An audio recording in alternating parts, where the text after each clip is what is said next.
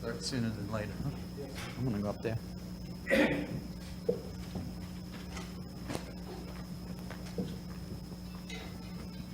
I heard somebody's phone.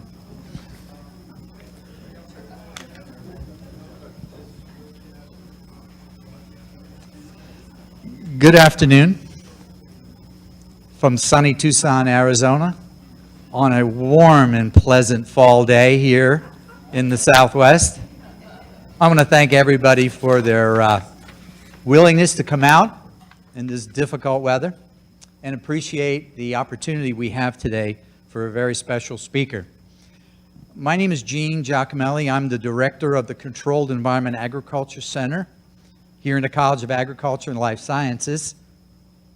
And it's a pleasure to welcome you here so that we can have the opportunity to have the special speaker that I want to introduce. That's not me. Yes, this first special speaker, Rafi Gruner, who made this happen today, put this all together with the help of Dr. Weil's program people.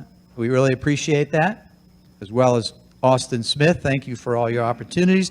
And Dave Bogner for putting us live, being able to webcast this. We appreciate it very much, Dr. Weil. And it will be recorded, and you'll be able to come back and see this in the future from our website. So if all the cell phones are off now, I'd like to turn this over to Rafi Gruner to introduce Dr. Weil. Thank you, Gene.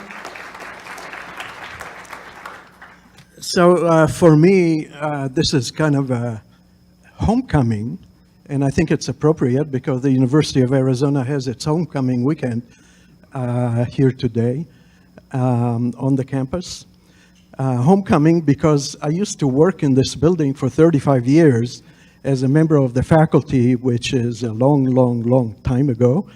And initially, that's actually where I met Dr. Weil in one of the faculty meetings. That was before your time, Dean Dallin, but obviously you made the connection. So we have a lot of very supportive and really what I think for the Tucson community, very VIP people here today. Dean Dallin is just one of them.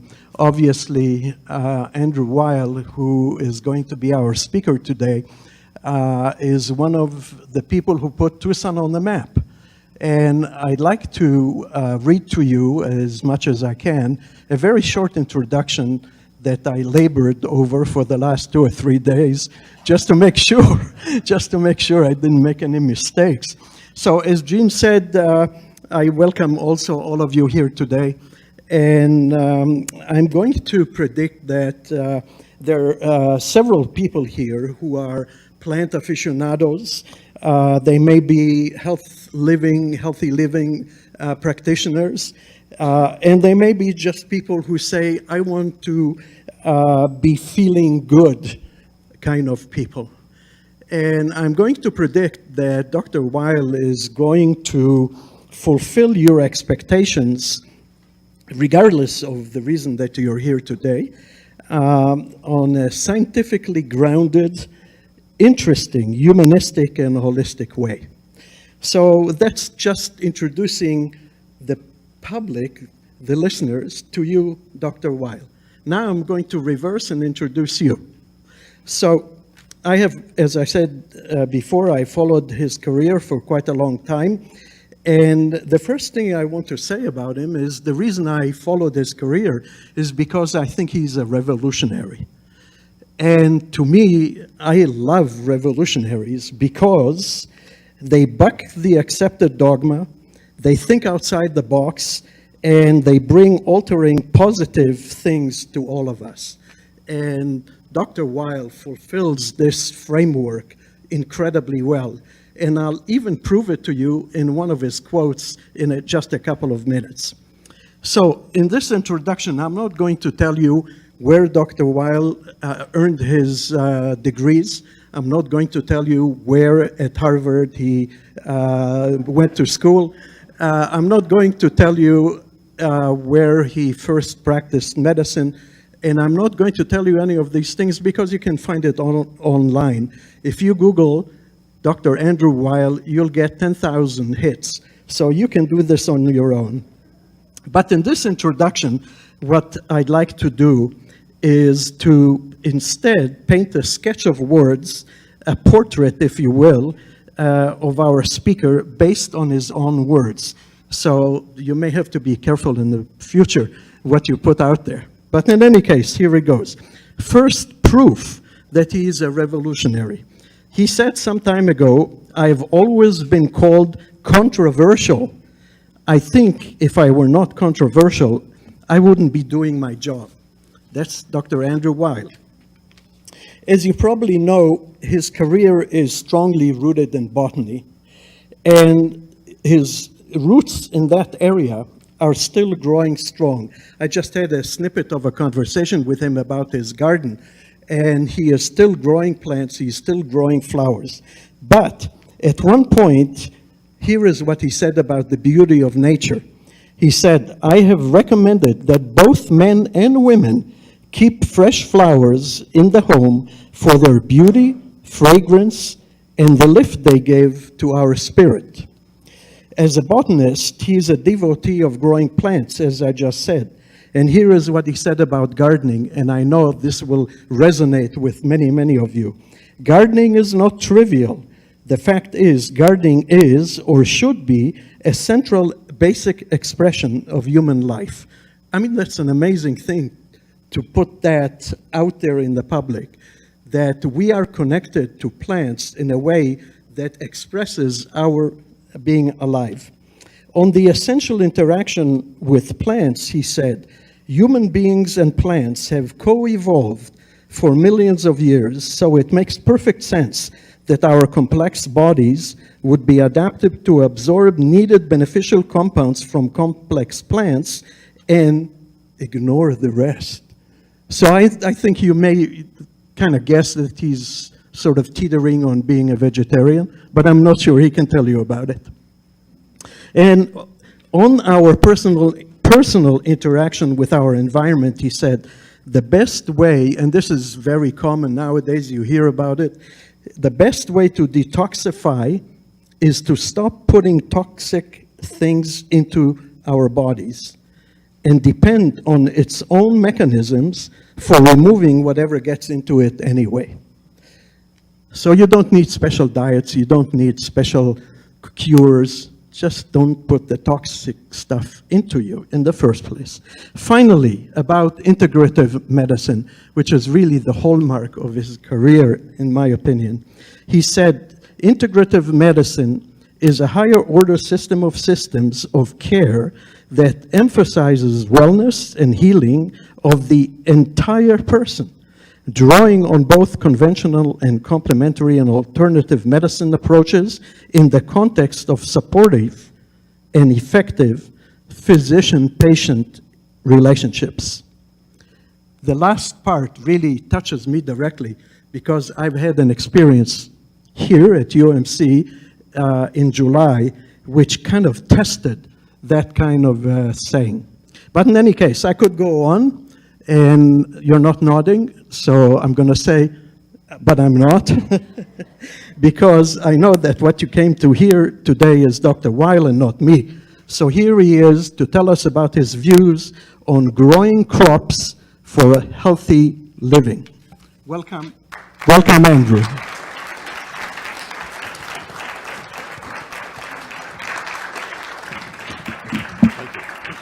Should I use? You can use this if you like. Okay, great. Thank you, Dr. Gruner, and I want to thank Rafi Gruner for organizing this seminar and the other ones that the Plant Sciences has been putting on. For the record, I'm a pesco-vegetarian, fish and vegetables. Someone said I can also call that being a vegetarian. Now, as Dr. Gruner said, I really have a lifelong interest in plants. That's something I got from my mother, that she got from her mother.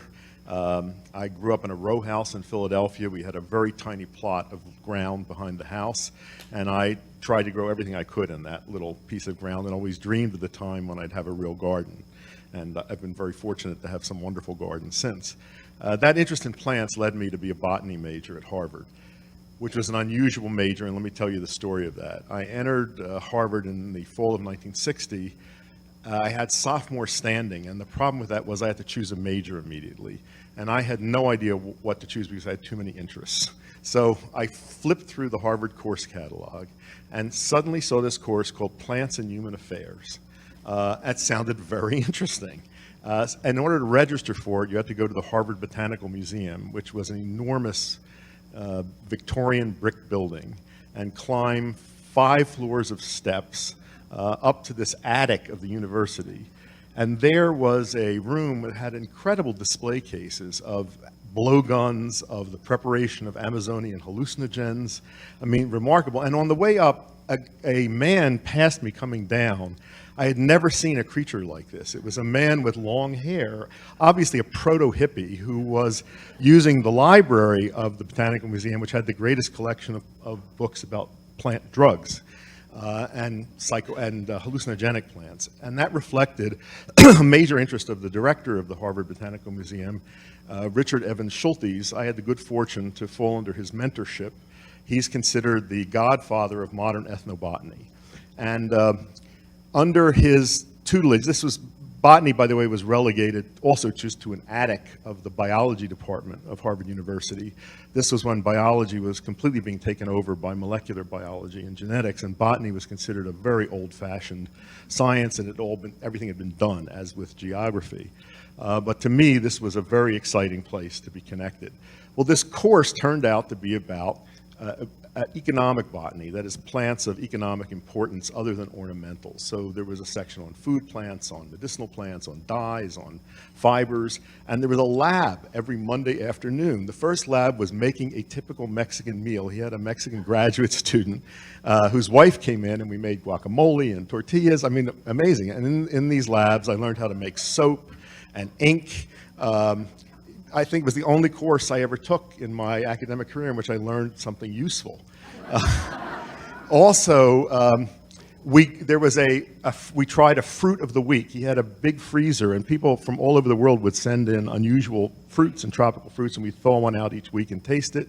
There was a lab on drugs, and we actually made a number of drug preparations of plants and tried them. I mean, you couldn't imagine doing that today. At any rate, it was a wonderful choice of major, and it got me very interested in medicinal plants. And that has become a major career interest of mine.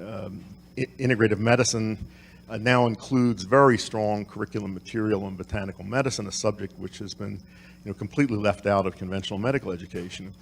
It was a real shock to me to go to Harvard Medical School and discover that the people who were teaching me pharmacology had no knowledge whatever of the plant sources of the drugs that they were teaching me about. And as I came to know these plants firsthand, I began to see that there were very significant differences between the effects of the plants and the effects of compounds isolated from plants. And that ran counter to everything I was taught in medical school. The first drug to be isolated from a plant was morphine from opium in 1832 by a German pharmacist. That created enormous excitement. It offered the possibility of ending centuries of inexact dosing with unknown materials that you gave, of herbalism. You never knew what you were giving a person. You never knew if one batch of an herb was the same as another batch of an herb. It offered the promise of being able to give exact doses of known compounds to patients. And in the wake of that discovery, there was an explosion of research, principally in Germany, in which scientists went methodically around the world looking at major medicinal plants, identifying and isolating what were called the active constituents of them, as morphine was considered to be the active constituent of opium. Now, what happened in that period, especially through the, I'd say up through the middle and late 1800s, was there grew up a belief that plants that had effects in animals and humans owed their effects to single compounds, which could be identified, characterized, and isolated, and that it was superior medicine to give that isolated compound to a patient, And once the so-called active, first of all, when you say something's the active component of a plant, it implies that everything else in the plant is inactive. And in fact, the other compounds in plants were called secondary compounds. And once the active compound was identified, research stopped on the plant. And nobody paid any attention to the other constituents of plants. And this became a fixed dogma in pharmacology and in medicine, that plants owe their properties to single active constituents, and it's better to isolate them and purify them and use them in medicine that way. That is just wrong.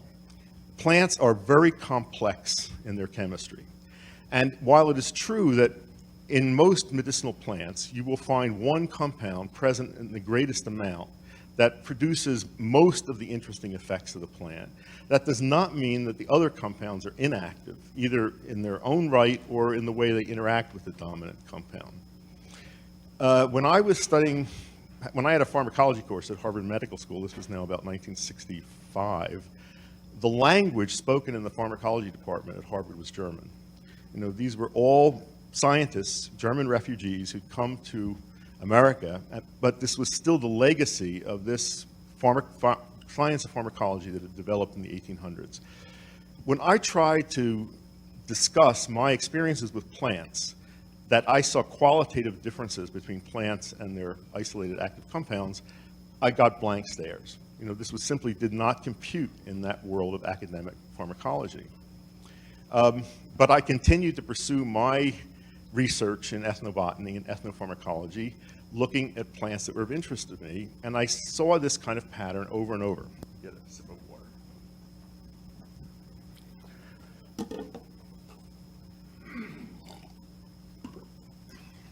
Now, one of the obvious differences between a whole plant and an isolated compound is concentration. These active components of medicinal plants often are present in relatively small amounts in the plant. You know, morphine may be 10% of opium, and that's a high percentage. Many medicinal plants, the active compounds are present 1%, 2%. So when you isolate a compound, there's an enormous difference in concentration. And a basic law of pharmacology is that there is no difference between a drug and a poison. Any drug becomes toxic if you push the dose high enough, and some toxins become interesting medicinal agents if you get the dose low enough. Therefore, when you concentrate pharmacological power, inevitably you concentrate toxicity. We pay an enormous price in our society for our reliance on highly purified chemical drugs, and that is, to me, a totally unacceptable amount of toxicity that we cause. I don't know whether you're all familiar with these statistics, but they're quite grim.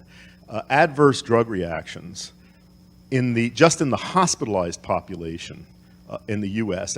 are between the sixth and fourth leading cause of death, accounting for something like 400,000 deaths a year. That's just in the hospitalized population, and these are not mistakes. This is the right drug given to the right patient in the right dose for the right indication, and 400,000 people a year die. That, to me, is totally unacceptable. The numbers of deaths you see from the use of herbal medicines is insignificant. You can count them on the fingers of one hand each year. And usually that's from mistakes, that somehow a toxic plant has been mislabeled and given out as something that was considered to be safe. So I think there is, one reason to be interested in medicinal plants rather than isolated compounds is its enormous difference in safety. But I'm much more interested in qualitative differences between the effects of plants and the effects of isolated compounds, and this is the point that I found impossible to argue with my teachers and with colleagues up until very, very recently. And I said nature is complex, plants are complex. Nature is the master chemist. Nature can synthesize compounds that human beings can't.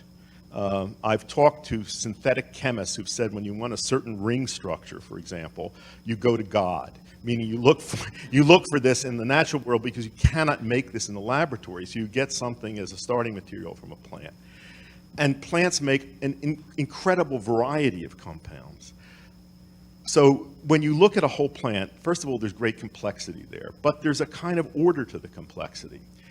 Nature likes to play themes, chemical themes and variations.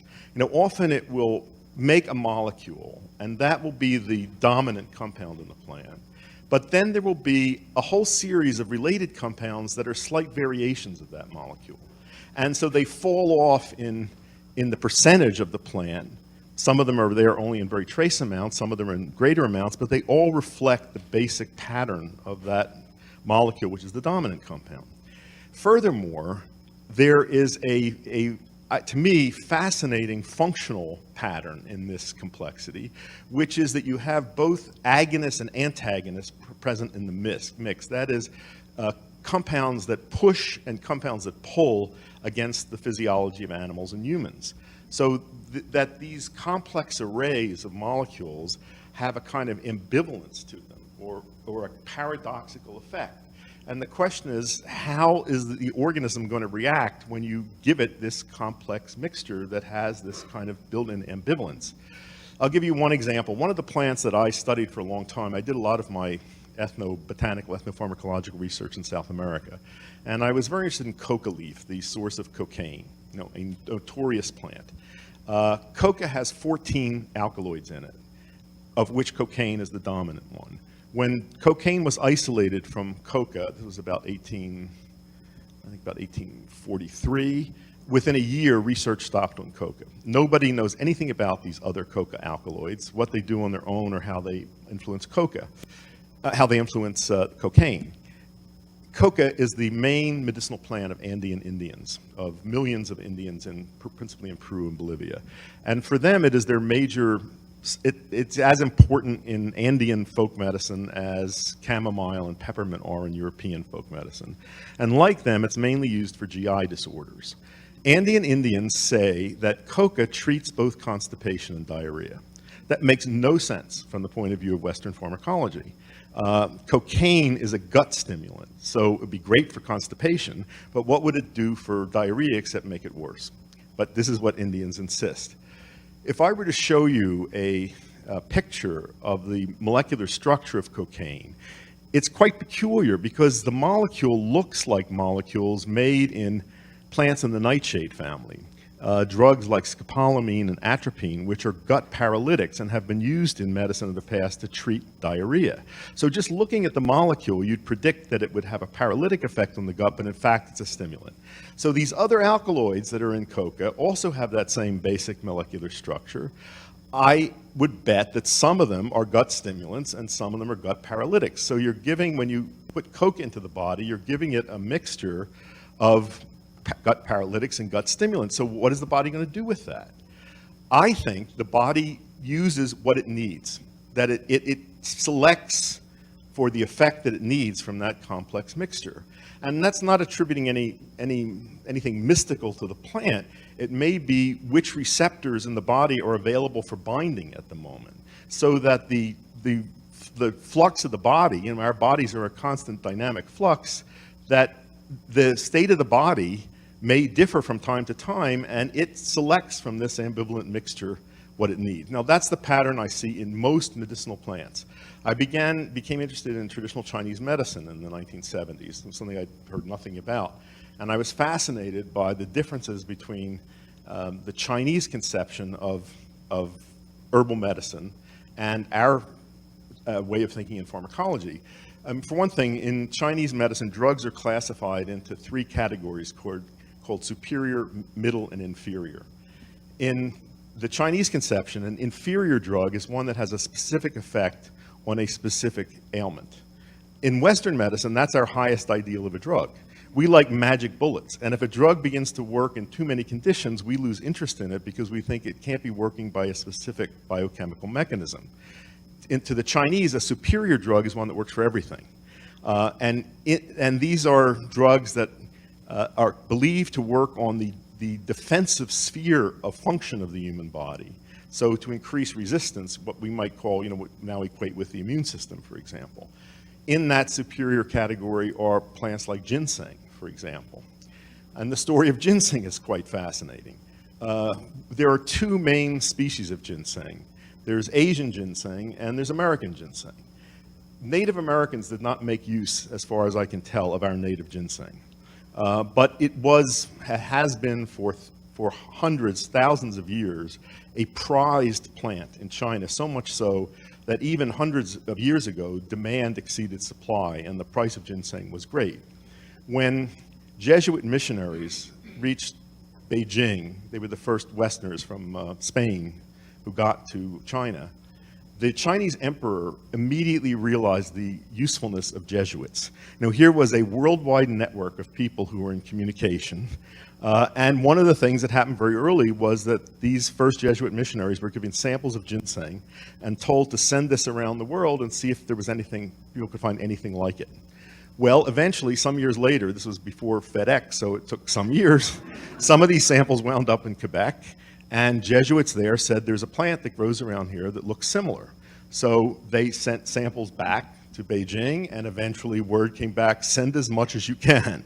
So there began a trade in harvesting American ginseng and sending it to China. And many of the early settlers of what is now the US and Canada made their living picking ginseng. Daniel Boone was a ginseng hunter. They referred to it as seng, and they talked about going sengin, which was going out to the woods to pick ginseng. For years and years, American ginseng was harvested and sent to China, and nobody, and to the point, by the way, almost of extinction of that species here, and nobody took any scientific interest in the plant. And a major reason why no scientific interest was taken in the plant was that the Chinese said it was good for everything. In fact, the Latin name of ginseng is panax, which is related to the word panacea, meaning cure-all. And this comes up against our bias that if a drug works for too many things, it can't possibly be of any interest. Well, it turns out that ginseng has very interesting compounds in it that affect the pituitary adrenal axis and resistance to stress. And there has been really was no research on ginseng until very, very recently. Also interesting is the fact that in China, American ginseng is preferred to Asian ginseng, and it commands higher prices. You've probably read about the enormous market for ginseng and cultivation of it, especially in Wisconsin. There's an annual ginseng harvest in which millions and millions of dollars worth of plants are traded. The Chinese say that American ginseng is less stimulating and has more of an adaptogenic effect, that is a stress protective effect. But actually there has not been much research looking at the differences in the compounds between the two plants to find out what might be responsible for that difference. But one thing I noticed also in Chinese medicine was that there were many plants that had these normalizing functions. There are herbs that raise low blood pressure and lower high blood pressure. Again, that makes no sense in terms of Western pharmacology. And we think of drugs having a unidirectional action, not this kind of, ambivalent action. And the ambivalent action is due to the complexity of the plant and the fact that it's got agonists and antagonists in it. I see this pattern repeated over and over. And you said I was a revolutionary. Well, to me, this is one of the most revolutionary ideas that I have brought into medicine, and this is something I teach to all the physicians and health professionals that come through our integrative medicine program. It's a point that I've been arguing probably now for 40 years, and finally, it is beginning to get a response in this culture, and that it is a much better idea. It is better medicine to treat the human organism with a complex natural mixture of compounds than with a single isolated compound. When you use a purified element of a plant, you are giving the body a unidirectional shove in one direction. It's very nice to have agents that can do that, because there are times when the organism is very badly out of balance and you want to get it back toward the balance point quickly. So it is nice to have available to us these purified agents that can produce such a dramatic result. However, once you get back toward balance, I think it is very important to back off the use of that drug and find other ways to maintain balance. Because if you rely on the drug to do that, you run into a very serious problem that is totally unappreciated in medicine today, and that is what I call the homeostatic trap. A basic principle of physiology is homeostasis. It comes from Greek roots meaning staying in the same place. Organisms like to stay where they are. If an outside force disturbs them, it reacts by pushing back against it. If the temperature goes up and raises internal temperature, the body reacts by finding ways to cool itself down. If the acid alkalinity balance gets disturbed, it reacts against that. If you give a drug that pushes the body in one direction, it pushes back against it. And if you use that drug long term, the homeostatic reaction of the body may get you into worse trouble than you were in to begin with when you first started using the drug. And this is a very common problem in medicine today. One very dramatic example of this is the proton pump inhibitors, the PPIs that are used to treat reflux disease, Nexium and the purple pill and all those things. These were never intended for long-term use. They're now given out like candy. I cannot tell you how many patients I see who go to doctors and complain of digestive symptoms, and without even taking a dietary history, doctors start them on PPIs. Once you start on a PPI, very quickly it becomes not so easy to get off it. Because if you shut off acid production in the stomach, as these drugs do, what is the body going to do? It's going to try to make more acid.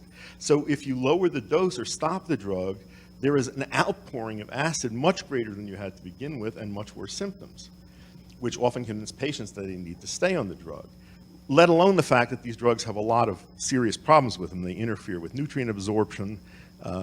Stomach acid is your main defense against infection coming in by the oral route. They're now found to increase risks of dementia. I mean, there's a whole list of reasons why you should not be using these drugs long term. But the basic problem is once you start them, it is very difficult to stop them. And there's a wonderful paper that appeared in the New England Journal of Medicine, which took a group of young, healthy adults, put them on one of these drugs for several weeks, then stopped it, and all of them developed reflux disease. So the drug caused the very problem it was meant to stop.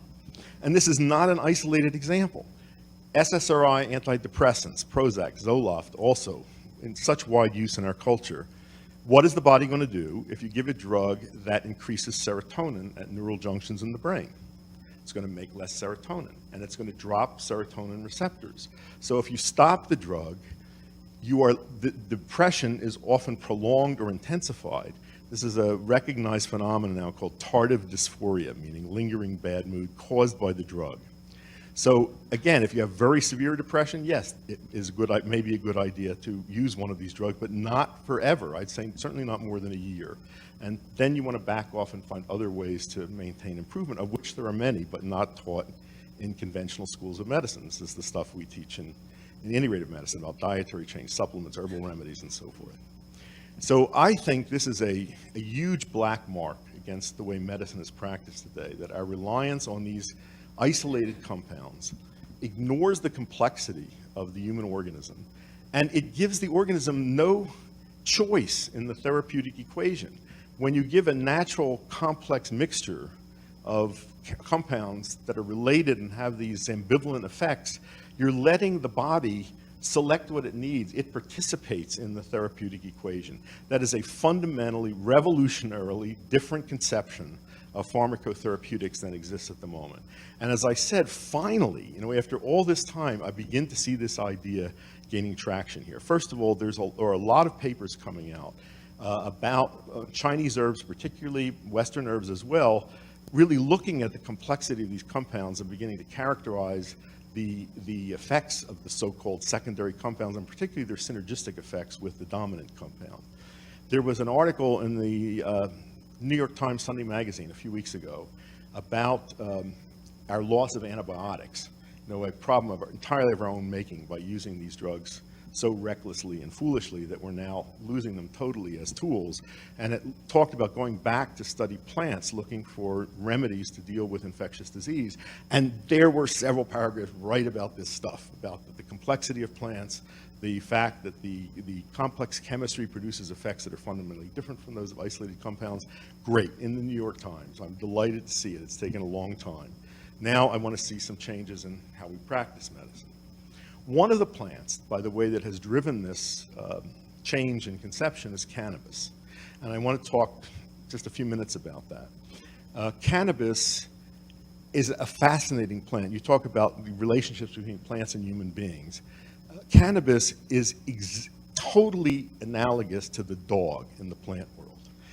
Dogs long ago made a decision to throw their evolutionary lot in with humans. Cannabis did the same thing. I mean, some plants want little to do with us.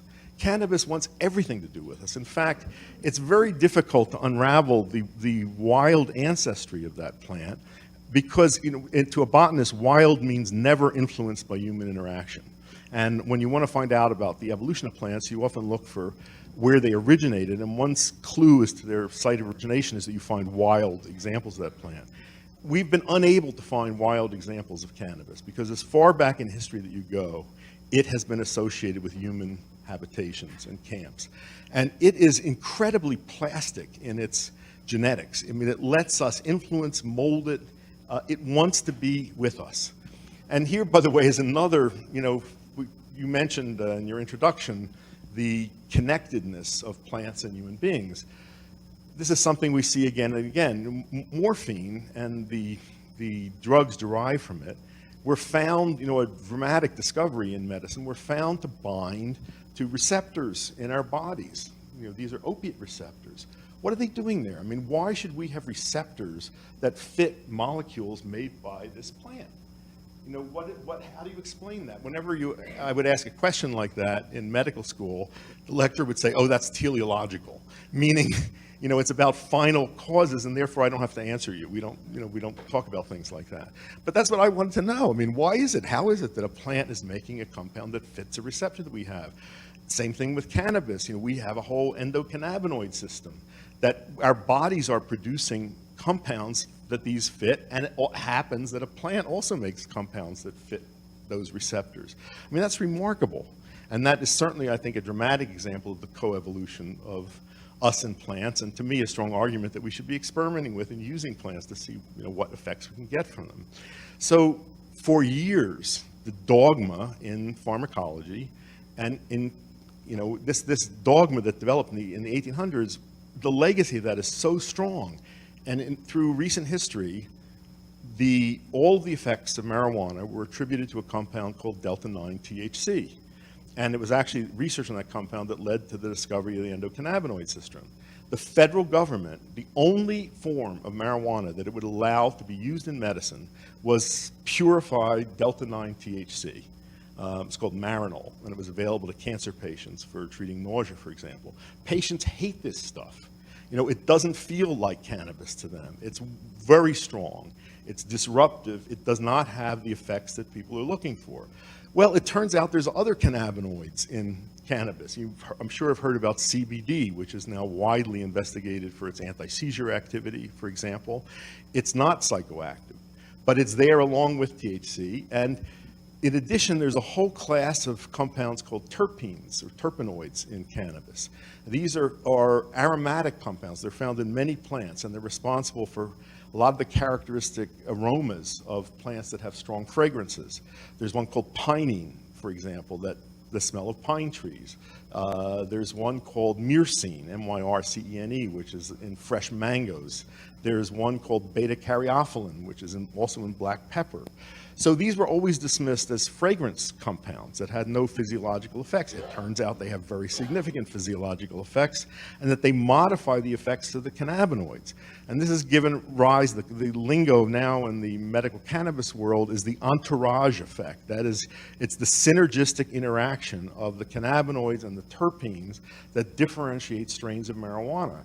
And there's a tremendous amount, this is a very active area of research developing strains of marijuana that have different terpenoid profiles and different cannabinoid profiles that are tailor-made to specific conditions.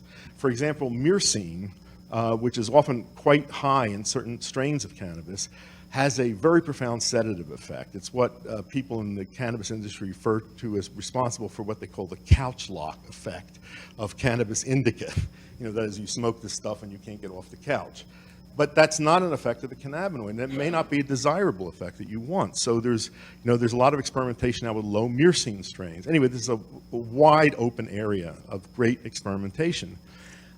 I think that there is tremendous potential for looking at medicinal plants and manipulating them, or let us manipulate them by changing growing conditions, the substrates that they're growing on, selecting varieties, manipulating genetics, to play with this entourage of active compounds and tailor effects of plants in ways that may be better for use in medicine, for the uses we want. I think this is a fascinating horizon that's out there. I could give you example after example of plants that behave this way. Still, there is a very strong, in medicine particularly, the legacy of the dogma that grew up in the 1800s that plants owe their effects to single compounds, that is still very strong. One of the hottest medicinal plants at the moment is turmeric, the yellow spice that makes curry yellow and American mustard yellow. I used to think American mustard was one of the worst things that America gave to world cuisine. It's actually more a turmeric preparation than mustard preparation, but it's one of the only ways we get turmeric into us, and that's a really good thing. Turmeric is the most powerful natural anti-inflammatory agent that's been discovered, and almost all of the research has been done on one component of it called curcumin. But there are several curcuminoids in curcumin, and there's reason to think that whole turmeric is not the same as isolated curcumin. And furthermore, that there are different varieties of turmeric. I was in Okinawa. I made some research trips to Okinawa to look at healthy aging there, and turmeric is a big item in the Okinawan diet. They drink cold turmeric tea, for example. There are 5 different kinds of turmeric that are grown in Okinawa that look quite different. One is yellow, one is orange, one is almost red. I think the chemistry of these has not been very investigated, and Okinawans attribute different effects to them, as well as different flavors. So I think this is a wide open area for research right now. Fundamentally, I think what I would say is the great misconception or great problem in medicine with regard to drugs and drug treatment is that we are dealing with the most complex production of nature, the human organism, and we are dealing with it in the most simplistic fashion. In other areas of science, theories based in complexity have gained enormous momentum. In weather prediction and mathematics, almost in all other areas of science, complexity is dominant. And yet in medicine, we are still stuck with a reductionistic model. Reductionism is a tool. It makes life easier if you assume that the whole is equal to the part. It makes research easier. It makes regulation easier. But you gain that at the expense of relevance to the real world. And I think that really understanding that these complex productions of nature with their own internal distinctive order mesh more naturally with the complexity of human physiology and produce results that not only are safer in terms that the results of toxicity are much less, but the quality of effects is better. One more example I'll give you, and then I'll be happy to take some questions. Many of you may know, and I often get inquiries about, are there alternatives to taking statins? Statins are very effective at one thing. They lower LDL cholesterol, bad cholesterol. That's only one thing you'd like to do in order to reduce people's risk of coronary heart disease and heart attack. You'd also like to raise HDL cholesterol. You'd like to change the size of LDL particles. You'd like to reduce inflammation in arteries. That's not even dealing with the emotional facts that impact heart disease. It's a very sobering fact that half of people who have first heart attacks have normal serum cholesterol.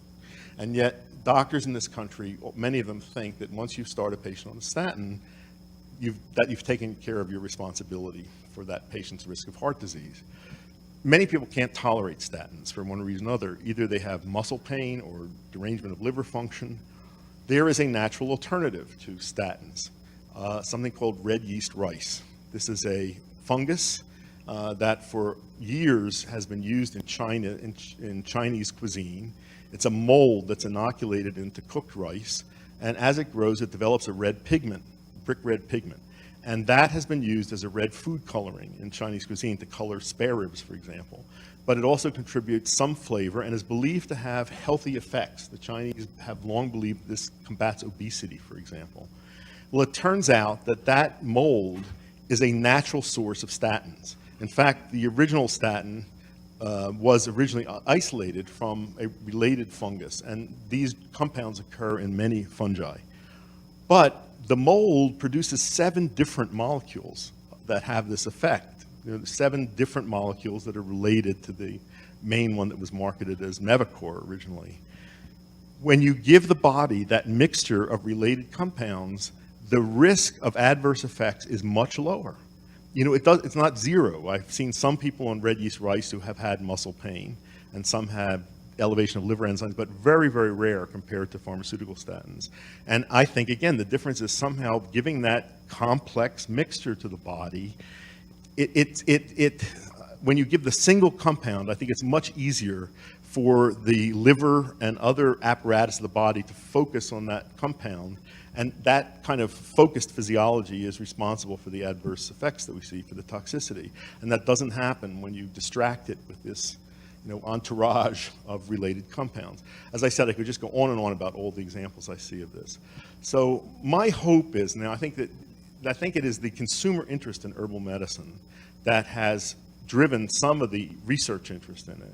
The research in it now is very strong, and a great unexplored area, which, as I say, is first happening with cannabis, is seeing how using controlled environments, strain selection, manipulation of genetics, manipulation of substrate, we can influence the chemical content of these medicinal plants in ways that might maximize benefits and minimize harm. I see that as a great area for the future. And my hope is that as this revolutionary new idea about treating the body in this way gains ground, we can begin to see, finally, some reduction in the terrible amount of toxicity that we're producing with pharmaceutical drugs, as well as having available to us new medicines for which we really don't have pharmaceutical equivalents. You know, one example is milk thistle, for example. Highly protective of liver function. It increases metabolic functions of liver cells. It helps the liver detoxify things, deal with things that are extremely poisonous. We have nothing in our pharmaceutical warehouse that has an equivalent effect. We have lots of things that harm the liver. We don't have anything that helps the liver. And here out in nature is such a thing. So I hope I've shared with you some of my excitement of interest in plants and the potential of plants in medicine, how they can enrich our lives on all sorts of level. And I would love to see more of this kind of research getting going in our country. Thank you.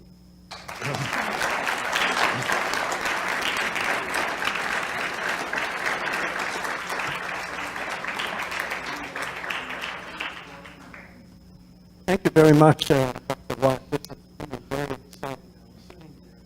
Trying to think of a very good question. If nobody else asks it, I will volunteer. But Dr. Weil has agreed to answer questions. So people, if you would like to ask a question, now is your opportunity. Just come up front because we can't bring the mic to you. So come up front and the mic is open.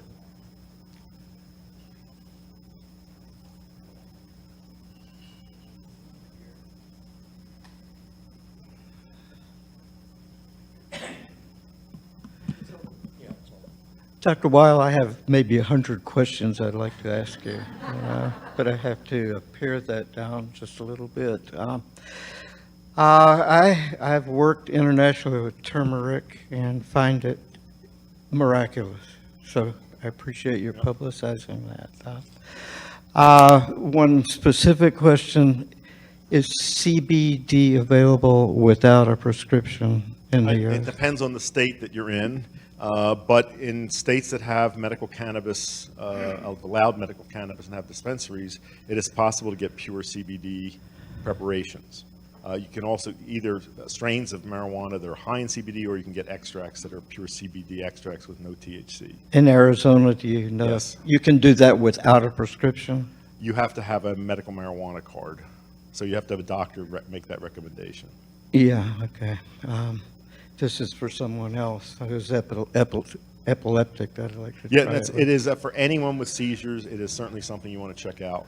I can't get her prescription, so thank you. I have been involved with Maya priests and shamans quite a bit, and they come across with a little bit different perspective than I think you're aware of, but you didn't present today. The plants are, there's no corn god, for example. Corn is the god. So in a way, we don't select the plants to that we would like to use. They select us. And I was at first inspired by your book, The Natural Mind, which was emphasized transpersonal healing more than your later works. I guess that was back in your early stoner days, you know. My misspent youth. So do you have a question?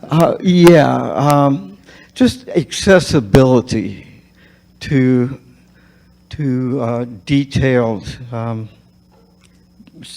possibly merchandisable information about plants, about medicinal plants. There's a lot of stuff in my books on botanical remedies. There's a lot of stuff on the internet now. There are really good books on the subject. I think there's more information around than there ever used to be. All righty. Thanks very much. Good. Yeah. Yeah. I'm going to kneel down to this mic. Okay. Hi. My question is more of, I'm asking if you could comment regarding, thank you so much, the safety that presents itself, the safety issue of supplements because in herbal medicines, and the fact that they aren't regulated, and we know that they do have these benefits, Right. but some people could possibly be getting themselves into some harm. Okay, first of all, it's a because not controlled. misconception that these are not regulated. They're regulated both by the FDA and by the Federal Trade Commission. And regulations have gotten much better in recent years. A couple of years ago, the FDA required that manufacturers of herbal supplements adhere to good manufacturing practices. That put a lot of smaller and questionable companies out of business. I think we still have a long way to go. There are other countries like Canada and Germany that do a much better job of regulating herbs. We still can't put on labels what they're for, how to use them, for example. I think, however, the quality of stuff on the market has gotten much better.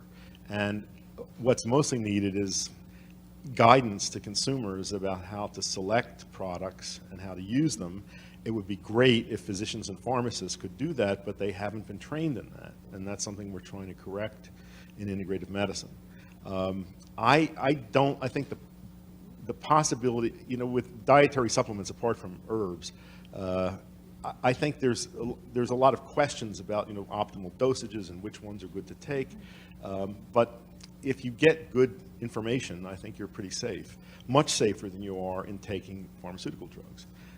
So then, may I ask a follow-up question Yes. to that? No one really is a huge fan of regulation, but do you think if we became more stringent, like you say, these countries, Canada and Germany, it might open the door for more research to accept I think there plants as absolutely medicine? has to be more regulation. And I have long argued that the FDA should create a whole new division of natural therapeutic agents, which would regulate not only herbs, but vitamins, minerals, other natural products. But this has to be done not from the point of view of trying to thwart consumer access to them, which has been what the agency has done in the past, but rather to ensure that consumers have access to good products, with known effects. So I'm all in favor of more regulation. Okay, let's go for that. Thank you. But I think, urgent priority is that schools, colleges of pharmacy, and colleges of medicine begin adequately training people in this whole subject area, which is now almost totally neglected. I could also comment, they could start working with dietitians who tend And to actually absolutely, know that I stuff. totally agree. Okay.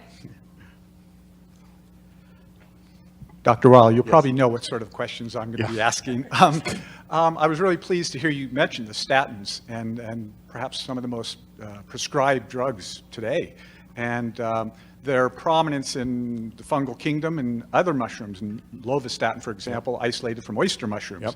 And we heard a lot about pharmaceuticals from plants, and I was wondering if you could comment a little bit about the pharmaceutical and nutraceutical potential and properties of mushrooms. Well, as you know, I'm usually interested in that subject. I'll take your answer in my seat. Thank you. I first got, I think I got interested in mushrooms way back because my parents were so afraid of them.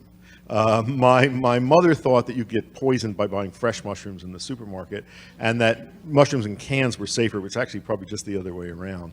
And so from an early age, I really wanted to learn about mushrooms, and it took me, I think it was after I was out of medical school that I began meeting people who knew mushrooms, and I discovered that you don't learn mushrooms from books, you learn them from people who know them. And I was first interested in food mushrooms, edible mushrooms, then in psychoactive mushrooms and poisonous mushrooms. And then I began reading about traditional Chinese medicine and discovered that in that category I mentioned of superior drugs, it really was outstanding that mushrooms were very, very prominent in there. And it struck me as odd that in Western medicine, we didn't use mushrooms or never thought of using mushrooms as new medicines. And as I looked more into that, that inconsistency became even more glaring to me. It just seemed totally counterintuitive and non-rational for a number of reasons. First of all, I said pharmacology means the study of poisons. It's from the Greek word for poison. If you want to find new drugs, you look to areas in nature where there are poisons. And mushrooms are very prominent in having a lot of toxins in them. Mushrooms also have very unusual chemistry, compounds not found elsewhere in nature. So that's another area that you want to explore. Then there's the fact that in the traditional pharmacopoeias of China and Japan, mushrooms figure so prominently. And finally, the finding that makes it totally irrational is that the greatest success of modern pharmaceuticals is the isolation of antibiotics, penicillin, from closely related organisms, molds, which are called lower fungi. So for all those reasons, it's really odd that we've ignored mushrooms as sources of new medicines. You know, as you said earlier, this is rooted in our culture's mycophobia. That is our, our fear of mushrooms, which is very prominent in the English-speaking world. And another aspect of that is the teaching, which I heard over and over in my academic studies, and I've heard this from naturalists and natural parks, that mushrooms have no nutritional value, which is really laughable. They are very high in protein, and on a dry weight basis, compare favorably to animal foods. And by the way, we are more closely related to mushrooms than we are to plants. We share more gene sequences with mushrooms than we do with plants. We and mushrooms diverged off, of the evolutionary tree together, before plants did. So I am, been fascinated in an area that I've been interested in for a very long time. And many mushrooms, these medicinal mushrooms, have unique effects, again, that we don't have things for in the Western pharmaceutical warehouse. Some of the unique effects, a lot of the unique effects have to do with increasing resistance and defenses against viruses, against bacteria. In nature, fungi and bacteria are natural competitors. They compete for the same food and space. So fungi have evolved chemical defenses to fight bacteria. That's why we find antibiotics in them. But these, the immune modulating properties of mushrooms are fascinating because the compounds responsible for them are totally non-toxic. You can give them in any dose, they don't cause any toxicity. And these are things that can protect bone marrow from the damage of chemotherapy, for example, that increase, lower the risk of developing cancer, can be used as treatments for cancer, have antiviral effects. Remarkable, unusual effects. There's a mushroom called lion's mane, hericium, which is now available as one of these specialty food mushrooms. Looks like a white pom-pom. It has a totally unique nerve growth factor in it, and is something that I recommend to patients with neuropathy, with other kinds of nerve conditions. And the reports that are being collected on it are fascinating. Just one case that I reviewed recently is a woman who lost her sense of smell. It was gone for a number of years, and within something like 6 weeks of taking that, she got her sense of smell back. So these are again unique effects. The compounds responsible are totally non-toxic. There is beginning to be a lot of research interest in it. Still, most of it happening in China and Japan, but some happening here as well. So I think this is another huge area for the future. And until we were talking, I did not know that anybody was beginning to think about trying to maximize these effects of medicinal mushrooms by such things as changing the substrate they're growing on and selecting for strains. I think there's a huge future there. Yeah. Thank you. Question about Chinese medicine, specifically their cinnamon, not true cinnamon, Chinese cinnamon. I read recently that they're finding in research it has some antidepressant properties. What was it? The Chinese cinnamon, specifically. Chinese cinnamon, right, okay. I didn't know if you had anything to comment about any research on antidepressant properties of it. It just seemed like something. No, I don't know anything about that. Okay. There's cinnamon is of interest in lowering blood sugar and possibly as That an too, adjunct yeah. treatment of diabetes, but I don't know anything about the antidepressant effect. All right, thank you. I will check up on it. One other one then. Garlic as an antibacterial. Yeah, garlic is a very potent antibiotic. It is particularly active against fungi. And one way that I learned that was I had a period when I was making bread a lot. And I once tried squeezing a clove of garlic into bread dough, and it killed it.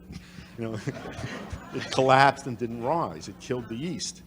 So, you know, that's fascinating. It also is very active against bacteria, against some viruses. And I'll tell you what, this is a funny story. A long time ago, it must be in the 1980s, when I was actively teaching down here, a young man came to see me as a patient and asked me to inject him with intravenous garlic. And, you know, I said, what? And he said he thought he had a fungal infection, which he didn't. But he slapped down on my desk a paper from a Chinese medical journal that described the use of intravenous garlic for the treatment of a very serious fungal infection called cryptococcal meningitis. Our treatment for it in the West is a very toxic antibiotic called amphotericin, which often kills people. And this journal article said that intravenous garlic was totally safe and worked very well. So, you know, this was astounding to me. So I wrote to the author of the paper, who was at Hunan Medical College, and I got a very detailed letter back from the chief of pharmacy at Hunan Medical College, and described for me the protocol for preparing garlic for intravenous injection, which was, you know, you made a water extract, they sterilize it, put in ampoules, and this is injected into you know, dextrose solution running into a patient's vein. He said they had been treating patients at that hospital for something like 20 years with cryptococcal meningitis.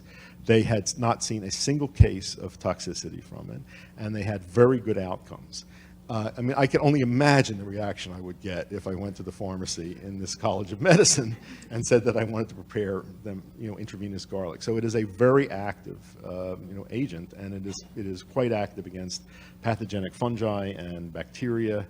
I mean, there's a lot of folk remedies based on that. I know people that growing up were told that if they had a cold or started to get a cold, to tape a cut clove of garlic to the sole of the foot before they went to bed, and they would taste the garlic in the mouth. It's absorbed very quickly, and you know, it gets into the respiratory system and is very active. So powerful little herb. Thank you. I'll add garlic to my bread after I cook it. Okay, good. Hello. I was wondering a couple different things. The herbals I like to use are the Peter Holmes Energetics of Western Herbs and Jade Remedies. Are you familiar with those? I'm not. Oh, okay. They're, he's with another integrative medicine program. They're large encyclopedic. One is Chinese medicines from a Western perspective, and one is the opposite, Western medicine and Chinese Western herbs and Chinese medical terms. The questions I have are local. So of those superior herbs, you know, granted, you know, given that I have compost and drip irrigation, can you name 5 plants to put in my Tucson garden? Well, Of one those is superior astragalus, which is a It member of grows the well here? It's one of yes, my favorites. it's in a yes. pea family, you know, and it's a Okay. very powerful, non-toxic, adaptogenic herb. I often recommend this. The root is used as medicinally. It's a long history of use in Chinese medicine to ward off colds and flu, but widely used in cancer treatment in China, and I recommend it often to cancer patients. It protects bone marrow from toxic injury, and I know nothing else like that in medicine. That's one that will grow very well here. It's And used again, for it's not one that's bone been, the chemistry has not really been played with to see what's Yeah. responsible, you know, how astragalus grown in Arizona would be different from astragalus grown in China. Another one is ashwagandha, which is Okay. from the Ayurvedic tradition. This is another one of these adaptogenic plants that increases resistance to stress, and unlike ginseng and some of those others, it's sedative rather than stimulating, which is an advantage in people who are anxious. I would say, you know, the ginsengs take too long to grow, and they aren't going to work very well here. But those 2 would be great to start with. Okay. It's probably too hot and dry for other ones like that, like Hoshu here, isn't it? Probably. Where would you source those here, like east, west herbs? Like the Yeah, plants are I would available start there, but I online. don't know. But I'm sure, you know, with the internet these days, you can find anything. Do It's you probably know- sold on Amazon. How long would you let those roots go before harvesting? Can you harvest part of the root? I don't know. I mean, Okay. you'd have to look up. I don't know the information on that plant. Okay, wonderful. Thank you very much. And Tucson Resources, Herbal Resources, do you have recommendations of, Well, of there's people to Seeds of talk to? Change. That's one place to start. right? And I don't know. Maybe some of the people here in plant sciences can give you some Okay, ideas. wonderful. Thank you. Hello, yes, hi. Where is DMT come from, and will that ever be seen as having therapeutic potential? DMT, dimethyltryptamine, is a powerful hallucinogenic drug, but it's also a neurotransmitter that's made in the human brain, and maybe maybe connected with some spontaneous mystical experiences. It's in a lot of plants. It's in South American snuffs. It's in plants. Just a plant called Syrian rue. It's all over the map in the plant kingdom. It's a controlled substance. It actually has been used therapeutically. In fact, there's both a book and a documentary called DMT, the Spirit Molecule, so you might look that up. Okay, It's got a lot of information about possible therapeutic uses of it. thank you. Doctor, we talked a lot about the therapeutic aspects of plants, et cetera. What about the therapeutic and cathartic aspects of growing plants? Well- I know you're a big aficionado. I am indeed. Both here and in BC. And in some ways I find living with plants more satisfying than living with humans, but that's just my experience. I love living with plants, and I pay a lot of attention to them. And there are people that say they have brown thumbs and that everything dies in their presence. Now, whether that's something on the energetic level, maybe, but I think it's also that people don't pay attention and aren't sensitive to the needs of plants. Having spent a lot of time in the desert, I have a lot of experience with cacti and succulents, and I go into people's houses in other parts of the country, and there's some, huge cactus in a pot that's just dying of thirst. And I say, when did you last water that? And they said, 2 months ago. They don't need water. So, that's on a gross level, but I think some of it is just not. I think when you're around plants, I am also a great dog lover, and living with dogs, you have to become sensitive to their needs, and you get good at nonverbal communication with them. Well, I think in the same way, I do that with plants as well. And the results are very, very satisfying. You can get plants to do things for you that provide enormous satisfaction.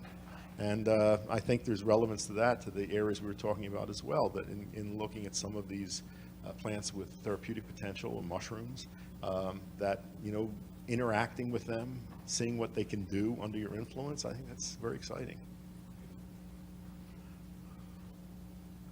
As I promised, I would only ask the question Yes. if nobody else did. So I want to thank you so much. I know everybody else enjoyed your talk just as much as I did, because to me, you opened our eyes to something that has been hidden, especially in Western culture. And I'm on board, and I wasn't. So thank you so much for Good. coming. Thank you for giving us your insights, and thank you all for coming. I hope you enjoyed it.